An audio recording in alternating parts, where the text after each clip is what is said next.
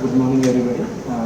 I think I would be, most likely summing up whatever has been said already, because almost all the respiratory mechanics have been covered till now. Because Durgesh has almost covered the basic, things what we look at, when we are ventilating a patient, mode and everything. And Karthik has nicely summed up, what are the parameters which should be monitoring.